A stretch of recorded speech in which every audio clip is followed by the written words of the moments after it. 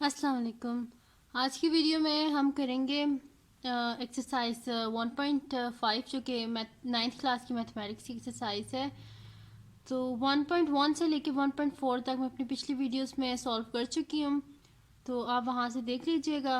और अगर आपने अभी तक मेरा चैनल सब्सक्राइब नहीं किया तो प्लीज़ सब्सक्राइब कर दीजिए और बेल आइकन को ज़रूर प्रेस कीजिएगा ताकि आपको न्यू आने वाली वीडियोस के बारे में पता चल सके। तो स्टार्ट करते हैं 1.5।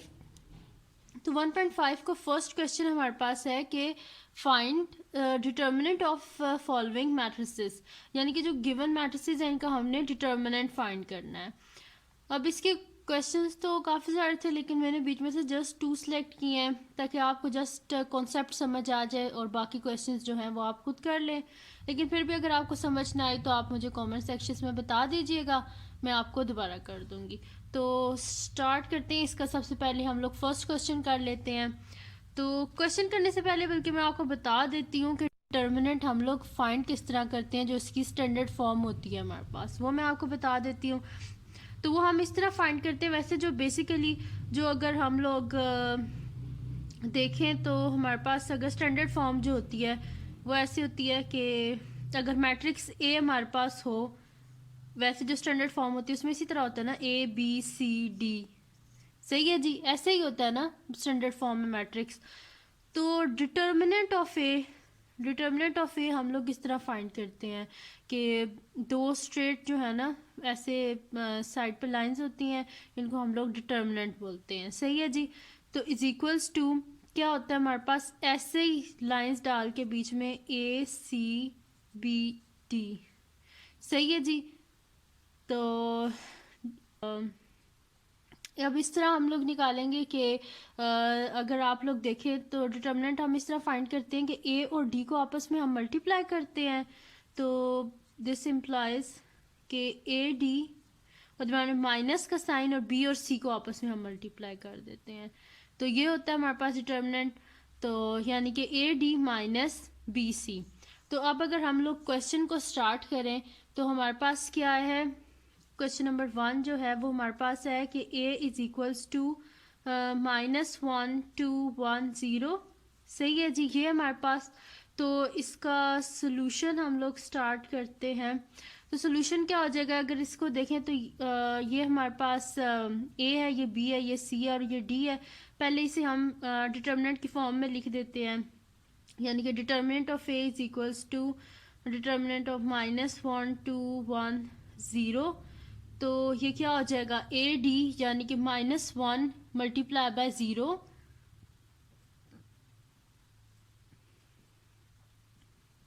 दरम्यान में माइनस का साइन 2 इंटू 1।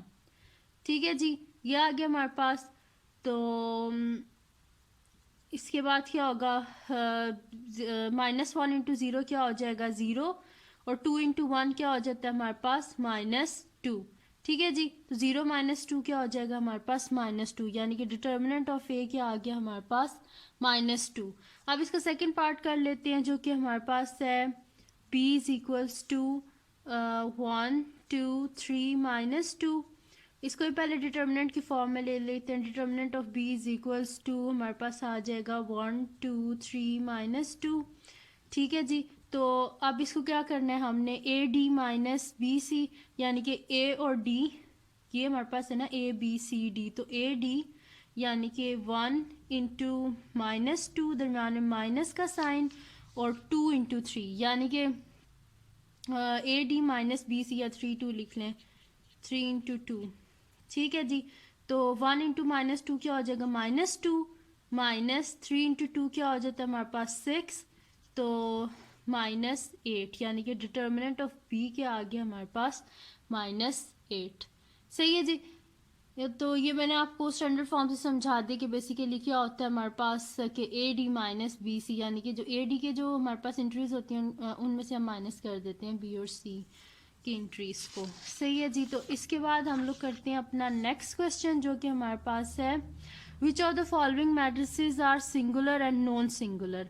तो जी सिंगुलर वो होती हैं कि जिनका जो डिटर्मिनेंट होता है ना वो हमारे पास इक्वल्स टू 0 आ जाए। अब डिटर्मिनेंट तो मैं आपको बता चुकी हूँ कि डिटर्मिनेंट हम लोग किस तरह फाइंड करते हैं। तो स्टार्ट करते हैं जी सॉल्यूशन। तो इसको भी पहले इस फॉर्म में लिख लेते हैं। Determinant of A is equals to 3 2 6 4। ठीक है जी। तो ए डी यानी कि 3 into 4 minus 2 into 6, A D minus B C. ठीक है जी। तो 3 इंटू 4 क्या हो जाएगा हमारे पास 12, 6 इंटू 2 12, 12 माइनस 12 0। सही है जी, ऐसे हो गया। और इसमें अगर देखें बी और सी जो है इसकी जगह अगर आप चेंज भी कर लें, जैसे कि पहले मैंने सी लिख दिया यहाँ पे बी लिख दिया, लेकिन जब मल्टीप्लाई करें तो आंसर जो होता है वो सेम ही आता है मल्टीप्लाई में। ठीक है जी। जैसे कि पहले हमने करना था ए सी माइनस बी सी, मैंने बोला था, लेकिन मैंने पहले सी की वैल्यू लिख दिया फिर बी की लिख दिया, तो इससे कोई फ़र्क नहीं पड़ता, जस्ट हमने मल्टीप्लाई करना होता है। आंसर तो 12 भी आया, तो 12 माइनस 12 ज़ीरो हो गया। यानी कि डिटर्मिनेंट ऑफ ए क्या हमारे पास ज़ीरो है, यानी कि ये क्या हमारे पास मैट्रिक्स जो है ये, सो हम लिख देंगे इट इज़ सिंगुलर। ठीक है जी, क्योंकि इसका डिटर्मिनेंट किसके इक्वल आ गया है, ज़ीरो के। नेक्स्ट क्वेश्चन करते हैं जो कि हमारे पास है b इज इक्वल्स टू 4 1 3 2। तो इसका भी सोल्यूशन स्टार्ट करते हैं हम लोग। तो क्या हो जाएगा, सबसे पहले लिख लेते हैं determinant of b is equals to 4 3 1 2। ठीक है जी। अब इसमें करना क्या है हमने कि ए और सी को हम आपस में मल्टीप्लाई करेंगे, तो हमारे पास क्या हो जाएगा 4 इंटू 2 माइनस बी सी, यानी कि 1 इंटू 3। सही है जी। तो ये हमारे पास क्या आ जाएगा 4 इंटू 2 8 माइनस 3 इंटू 1 3, 8 माइनस 3 क्या हो जाता है हमारे पास 5, यानी कि डिटर्मिनेंट ऑफ बी के आगे हमारे पास 5 जो कि नॉट इक्वल्स टू ज़ीरो है, यानी कि ज़ीरो तो नहीं है ना, ये 5 है ना, ज़ीरो से तो बड़ा है ये, यानी कि कुछ भी हो बस ज़ीरो हो तो ही सिंगुलर होता है। अगर ज़ीरो के अलावा कोई भी नंबर हो तो वो नॉन सिंगुलर होता है, तो हम लिख देंगे इट इज़ नॉन सिंगुलर। सही है जी। फर्स्ट जो था वो सिंगुलर था, सेकंड जो है वो हमारे पास नॉन सिंगुलर है। अब इसका हम लोग करते हैं थर्ड क्वेश्चन जो कि हमारे पास है find the multiplicative inverse of, जो हमारे पास इसमें थे 4 पार्ट्स थे ए बी सी और डी, बीच में से डी थोड़ा सा कॉम्प्लिकेटेड था तो मैंने यही ले लिया। तो डी हमारे पास क्या, डी मैट्रिक्स 1/2 3/4 1 और 2 है हमारे पास। अब हमने करना क्या, इसका मल्टीप्लिकेटिव इन्वर्स फाइंड करना। तो मल्टीप्लिकेटिव इन्वर्स का क्या फार्मूला होता है हमारे पास के इधर साइड के लिए हमारी जो स्टैंडर्ड फॉर्म होती है ये होती है कि A inverse is equals to adjoint of A divided by determinant of A, ये होती है हमारे पास स्टैंडर्ड फॉर्म। ठीक है जी। यानी कि A inverse is equals to adjoint of A divided by determinant of A. तो अब इसका हम सॉल्यूशन स्टार्ट कर देते हैं। ठीक है जी। तो इसमें भी ये जो क्वेश्चन है इसको भी सॉल्व करने के लिए हमें पहले क्या चाहिए, एडजॉइंट ऑफ ए चाहिए, फिर हमें डिटर्मिनेंट ऑफ ए चाहिए। पर हम लोग क्या कर लेते हैं, सबसे पहले डिटर्मिनेंट ऑफ, क्योंकि ये डी है तो हमें डिटर्मिनेंट ऑफ डी चाहिए होगा, तो सबसे पहले हम इसका डिटर्मिनेंट ऑफ डी फाइंड कर लेते हैं। वो इस वजह से क्योंकि जो ऐसे जो हम जब भी हम लोग मैथमेटिक्स करते हैं तो कोई भी क्वेश्चन हो तो उसके डिनोमिनेटर में ज़ीरो नहीं आना चाहिए, क्योंकि अगर ज़ीरो आएगा तो वो अनडिफाइंड फॉर्म बन जाएगी। तो हम क्या कर लेते हैं, पहले इसका डिटर्मिनेंट फाइंड कर लेते हैं। अगर तो वो ज़ीरो हुआ तो यानी कि क्वेश्चन आगे नहीं हो सकता, अगर ज़ीरो ना हुआ तो हम इसे आगे करेंगे। तो डिटर्मिनेंट ऑफ डी पहले फाइंड कर लेते हैं। डिटर्मिनेंट की फॉर्म में हमने लिख लिया और यहाँ पे हम लोग लिख लेते हैं 1/2 1 3/4 एंड 2, ये हो गया हमारे पास।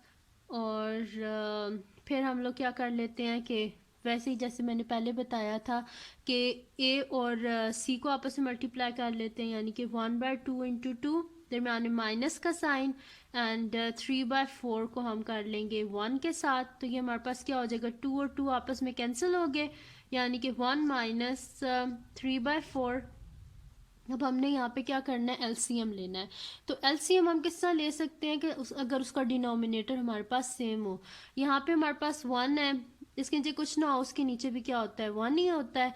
हमें क्या चाहिए डिनोमिनेटर सेम करने के लिए, नीचे इसके डिनोमिनेटर में 4 चाहिए, तो हम क्या कर देंगे इसको ऊपर नीचे 4 से मल्टीप्लाई कर देंगे, यानी कि डिनोमिनेटर को भी और न्यूमरेटर को भी। तो हमारे पास क्या हो जाएगा 4/4 माइनस 3/4, दिस इम्प्लाइज के नीचे डिनोमिनेटर में 4 आ गया, ऊपर 4 माइनस 3 यानी कि 1/4। तो डिटर्मिनेंट ऑफ डी क्या आ गया हमारे पास 1/4। ठीक है जी, डिटर्मिनेंट हमारे पास आ गया जो कि हमारे पास है 1/4।